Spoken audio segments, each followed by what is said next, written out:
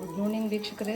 ಇವತ್ತು ನಾನು ನಿಮ್ಗೆ ಸೋಯಾ ಚಂಕ್ಸ್ ಪಲ್ಯ ಹೆಂಗೆ ಮಾಡೋದು ಅಂತ ಹೇಳ್ಕೊಡ್ತೀನಿ ಬರ್ರಿ.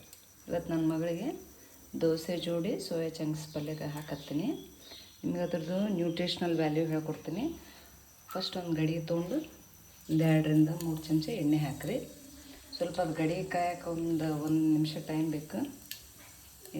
ಸಾಸಿವೆ ಜೀರಿಗೆ ಹಾಕ್ಕೊಂಡು ಚಟ್ಪಟ ಅಂದ ತಕ್ಷಣ ಏನು ಮಾಡಿರಿ ನೋಡಿ, ಆಲ್ರೆಡಿ ಒಳ್ಳಾಗ ರುಬ್ಬಿಟ್ಕೊಂಡಿದ್ದು ನಾನು ಒಂದು 3ರಿಂದ 4 ಮೆಣಸಿನ್ಕಾಯಿ ಮೇಲೆ ಖಾರ ತಕ್ಕೊಂಡು ಮತ್ತು 1-2 ಬೆಳ್ಳುಳ್ಳಿ ಸಣ್ಣಂಗೆ ಜಜ್ಕೊಂಡು ಫ್ರೈ ಮಾಡ್ತೀನಿ.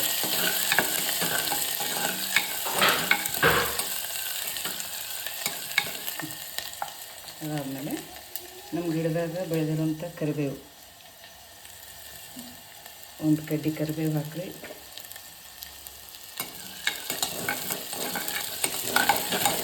ಸ್ವಲ್ಪ ಫ್ರೈ ಆದಮೇಲೆ ಒಂದು ಉಳ್ಳಾಗಡ್ಡೆ ಹಾಕೋರಿ.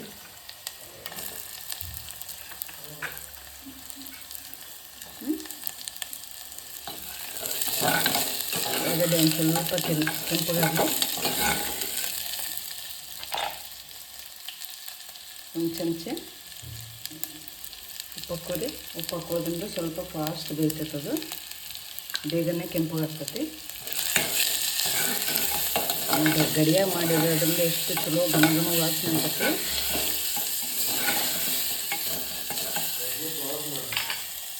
ಆಮೇಲೆ ಸ್ವಲ್ಪ ಅರಿಶಿನ ಹಾಕ್ಕೊಡಿ, ಒಂದು ಸ್ವಲ್ಪ ಕೆಂಪಾಗುತ್ತೆ. ಅರಿಶಿನ ಎಲ್ಲ ಹಾಕ್ಕೊಂಡು ಒಂದು 2 ಟೊಮೆಟೊ ಹಾಕ್ಕೊರಿ. ಚೆನ್ನಾಗಿದು ಟೊಮೆಟೊನ ಇರೋಂಥ ಎಲ್ಲ ಎಣ್ಣೆಗೆ ರಸ ಬಿಟ್ಟು ಕೆಂಪಗೆ ಹಿಂಗೆ ರಸ ಬರೋ ಮಟ್ಟ, ಎಣ್ಣೆ ಬಿಡೋ ಮಟ್ಟ ಚೆಂದಂಗೆ ಫ್ರೈ ಮಾಡ್ಕೊರಿ.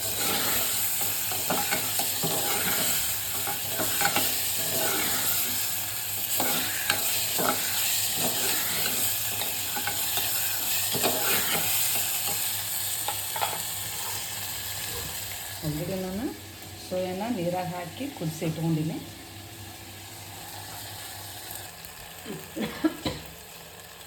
ನೋಡಿ ಚೆಂದಂಗೆ ಎಣ್ಣೆ ಬಿಟ್ಟೈತಿ. ಈಗ ಒಂದು ಸ್ವಲ್ಪ ಧನಿಯಾ ಪೌಡ್ರ್ ಇದು ಚೆಂದಂಗೆ ಹುರ್ಕೊಂಡು ಮನೆಯಾಗನೇ ಉಳ್ಳಾಗ ಕುಟ್ಕೊಂಡಿರೋದು. ಒಂದು ಅರ್ಧ ಚಮಚ ಕೊತ್ತಂಬರಿ ಪೌಡ್ರ್ ಹಾಕಿರಿ. ಸ್ವಲ್ಪ 1/4 ಸ್ಪೂನು ಜೀರಾ ಪೌಡ್ರ್ ಹಾಕಿರಿ. ಸ್ವಲ್ಪ ಫ್ರೈ ಮಾಡಿಕೊಂಡು ಸೋಯಾ ಕಾಳು. ಇದು ಸೋಯಾಬೀನ್ ಬೇರೆ ರೀ, ಇದು ಸೋಯಾ ಚಂಕ್ ಇರೋದು. ಸೋಯಾಬೀನ್ 100 ಗ್ರಾಮ್ಸ್ ಆಫ್ ಸೋಯಾಬೀನಲ್ಲಿ ನಿಮಗೆ ಅರೌಂಡ್ ಸ್ವಲ್ಪ ಬೇಕಾದಷ್ಟು ನೀರು ಹಾಕ್ಕೊಂಡು ಸ್ವಲ್ಪ ಬೆಲ್ಲ ಹಾಕೋರಿ. ರುಚಿ ತಕ್ಕಷ್ಟು ಒಂದು ಸ್ವಲ್ಪ ಬೆಲ್ಲ ಹಾಕೊಂಡ್ರೆ ಟೇಸ್ಟ್ ಬರ್ತೈತಿ. ನೋಡಿರಿ ಸ್ವಲ್ಪ ಚೆನ್ನಾಗಿ ಕುದಿಲಿದು.